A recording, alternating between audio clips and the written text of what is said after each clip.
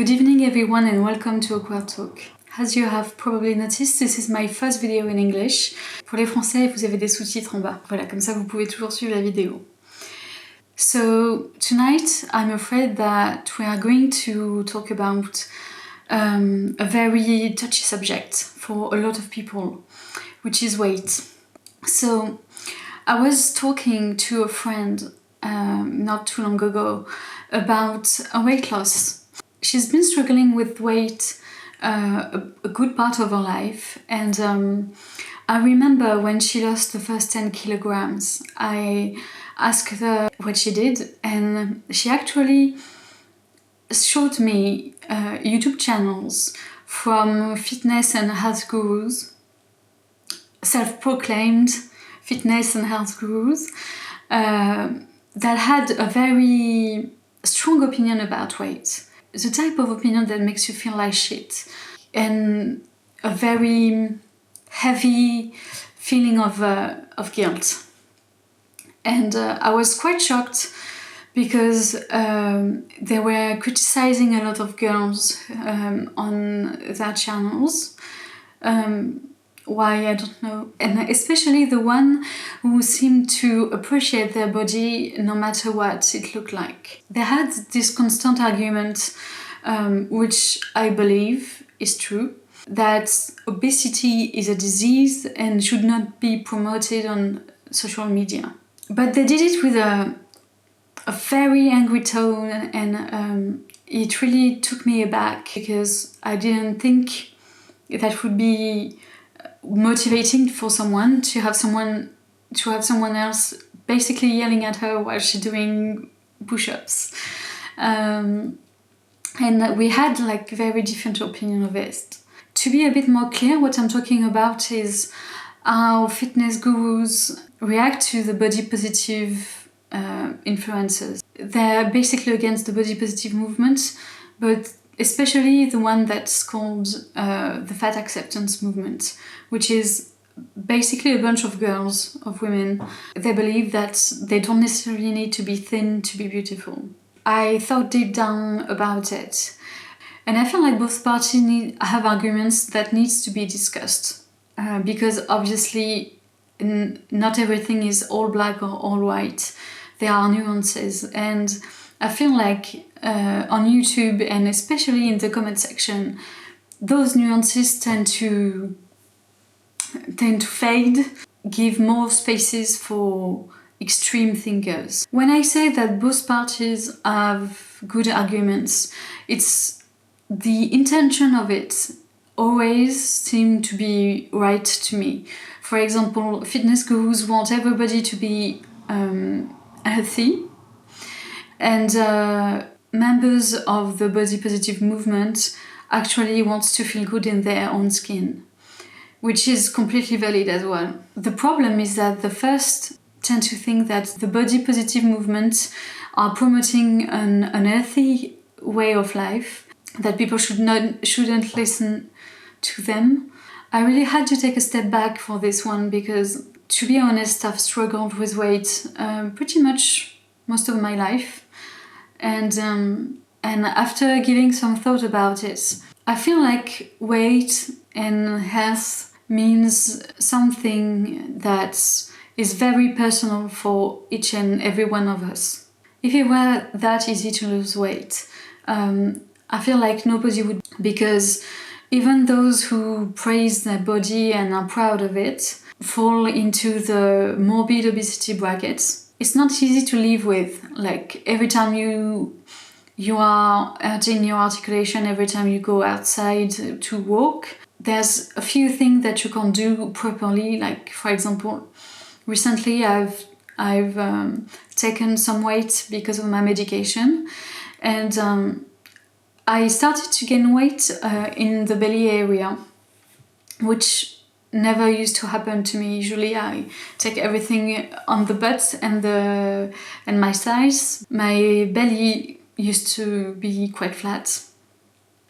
And for example, I discovered when I took weight that a simple thing, that just lacing your shoes were becoming a bit more difficult. So I can't even imagine someone who is like 50 kilograms heavier than me, for example. I'm saying this on a physical standpoint, but mentally, I feel like big people are constantly reminded of their weight. Like when they can't find a chair to sit in, when they are insulted in the streets because they shouldn't, because shorts are only applicable to thin people apparently. There's the discrimination when it comes to interviews, work interviews. Believe me, I think people who are fat know they are fat. They don't need your unsolicited advice. And I felt a bit for them because I understand that obesity is a disease, but to bring people down just to sell your program is something that I find a bit low. I'm not saying that the body positive movement is always right. I agree that sometimes it's a matter of perception and also a matter of gaining back the control they have over their weight, because what society tells them is always to not be proud of their body. So they're taking this thing back and saying, well, if you don't like it, I do. Basically, leave me alone. I made some research about it, and there are also disturbing things that needs to be said.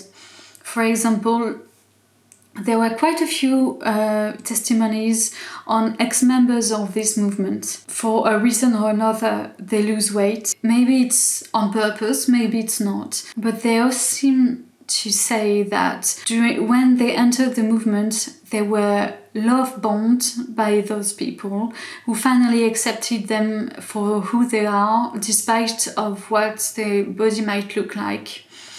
Like they felt like a very strong sense of sorority and solidarity as well, and even a group of friends for some.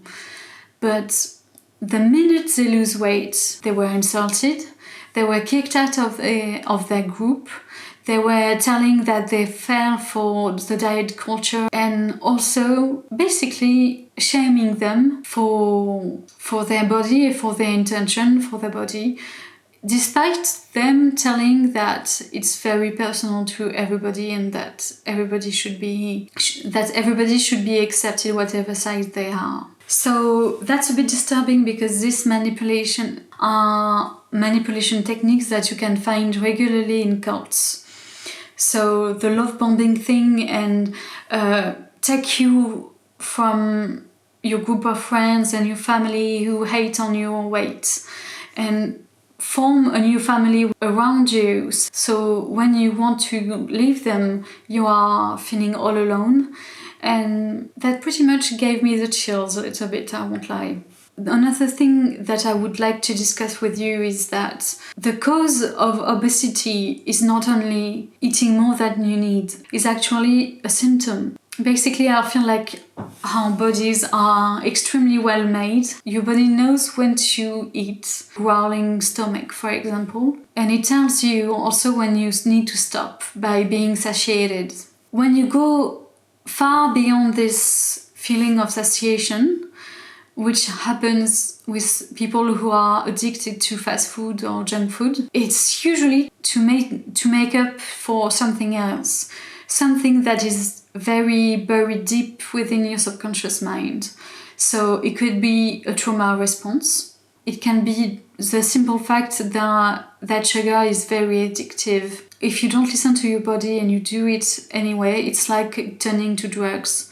It means that there is an underlying cause of that. If I'm taking my own case, for example, I know that I started to put on weight when my father was very ill and later died from a disease. It turns out that he was extremely aggressive towards us because of its meds. I ate the exact same thing my sibling were eating in the same proportions. I was as active as they were. There were absolutely no explanation why I gained weight. My mother really tried everything for me to lose weight at that time, and I was 6.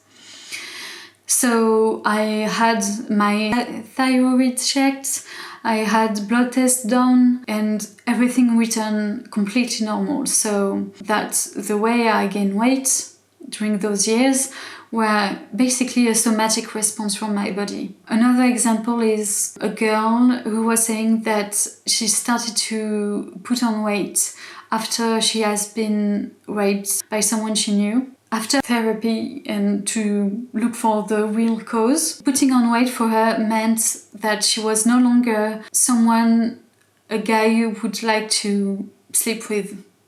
It was her body telling her a solution to what she felt. The thought pattern was like, if I take on weight, then I won't be desirable for men. And if she's not desirable for men, then she escapes the probability of being sexually assaulted a second time. As I've mentioned earlier, it can be also the medication you take that makes you put on weight. For example, mine, to be a bit more precise, accentuates my taste and my need for sugary things. And when you know some scientific studies about sugar, it really makes your skin crawl a little bit because basically lab rats, where they had to choose between cocaine and sugar, they always went for the sugar. So we can say that sugar is more addictive than cocaine is. Another reason, I discussed actually this one with my boyfriend not too long ago, is that compared to other drugs like cocaine, for example, let's take that again, it's hard to find a dealer, it's hard to find people who do it with. But when you are very little, like a child, for example, the only thing you have to your disposal is actually food. There's a very vicious circle. You need food to be alive. You need food to function. So it's really, really hard when you are addicted to food and to fast food and stuff like this to avoid those no matter what, because every time you will be hungry, you will crave those things. It's a different thing. For example, my boyfriend one day decided to stop smoking and never turned back. But with food, you have to, you can't avoid it like this. You can't just avoid it like places that sell cigarettes. I hope you know where I'm going with that. As I've said earlier, we know the scientific method to lose weight, but it doesn't take into account the mindset you need to lose weight. For it to be sustainable, the mental have a major role to play. That's why I was saying that my friend, for example, prefer to be yelled at during her workouts. Personally, I prefer calmer personalities for working out, and I know that I need to make very, very simple steps. Otherwise, I know that I won't be able to go through a weight loss. That's where I want to make another connection with the body positive movement, because I feel like, and other actually scientists think the same, that it's quite a huge asset that you have to like the body the way it is now, in order to be able to love it when you're a bit thinner. What I mean by that is that knowing that you are okay and valid with the body you have now release a shit ton of pressure that you have put yourself under, because suddenly you can take your time with it. When you are feeling disgusted by the image, by your weight, and by the body image you see in the mirror, for example, you want to be thin now and not enjoy the process. And it's actually a mindset that can be very destructive. I'm saying destructive because it will eventually lead for you to relapse into your old habits. If you fail, you tend to not being patient with yourself, be compassionate with yourself. Then you are mad at yourself. Then it's easier for you because of the stress to gain weight. And it becomes easy then to no longer believe in the light at the end of the tunnel and always say that no matter what I've tried it all. I'm not going to lose weight, so be it. And let's accept my body as it is because I've got one and I've only one life. So I can completely understand why the body positive can be appealing. Talking about stress, hormonal responses are having an enormous effect on your figure. The weight gain can also be genetic, but it's very, very rare. And I would say quite confidently actually that most of the case of obesity is actually psychological, from an addiction that you made because the cheaper thing to eat was McDonald's, or because you just have overeating habits of bulimia, or if you have an eating disorder, for example. So many stuff can happen, and your body, as I said, is really intelligent, and when you want to change it, especially by giving it less food and fuel every day, it will resist change because it needs to be reassured that you will never lack food again because you need food to function. So it's actually very important to do it the right way, the slow way, so that your body doesn't lock itself down and doesn't want to get rid of fat because you are starving yourself, for example. It's very common for people suffering from anorexia, for example. To summarize what I've said and to conclude, I would say that if we all recognize that being in a normal weight bracket is good for your well-being, you should leave alone people who are not and who are trying to be healthier. Weight gain can be so personal. It gives you an image of yourself in society that is really fucked up, I feel. And following your own rhythm when it comes to losing weight is essential, I feel. It's extremely personal. It's like sexuality, you can't really discuss it. There's no one formula for everyone. Otherwise, someone would be a billionaire by now and winning the Nobel Prize as well. The thing is, you are the only one who knows what your body needs. I've talked about priorities just before for my case. For example, I have maybe 40 kilograms to lose, which is huge because I'm very petite. I know that where am I in my depression, in my therapy with the doctors that are following me. Weight loss is not my priority. My priority is to admit and accept that gaining weight because of a medication that prevents me from killing myself is what matters most right now. So when I will be cured from my depression, and I hope it will happen, then I will be in a better state of mind to start my health journey. Body shaming people never works.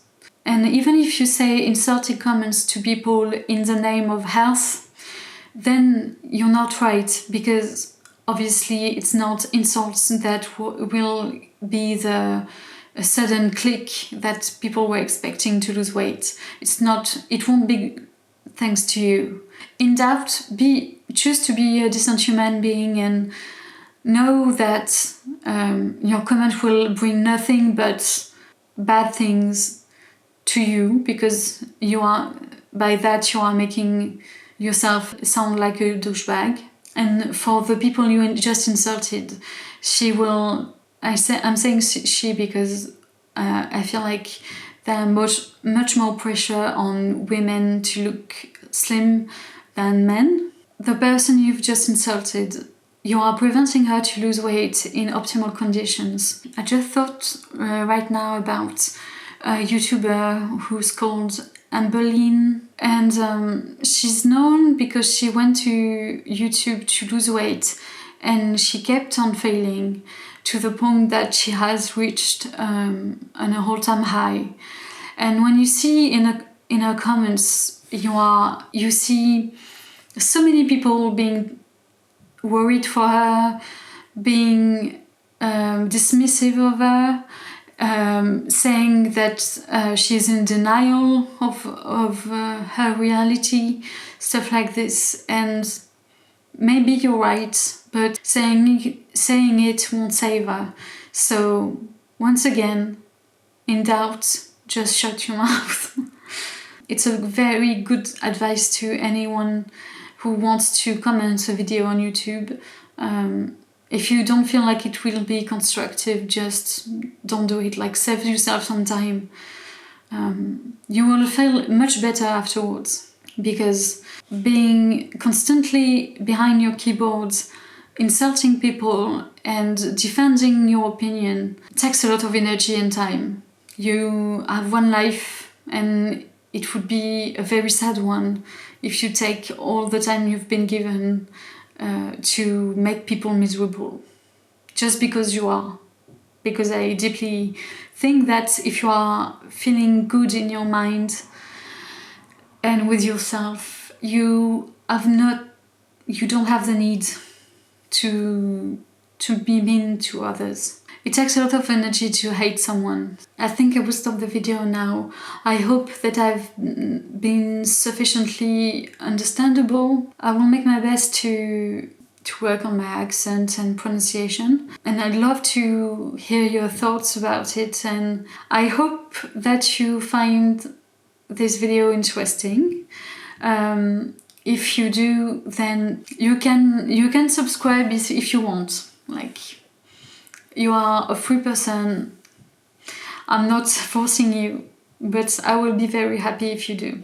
And maybe like this video as well. I'm wishing you a very good night. Thank you for watching till the end of this video. I'm very grateful if you did. And see you next time.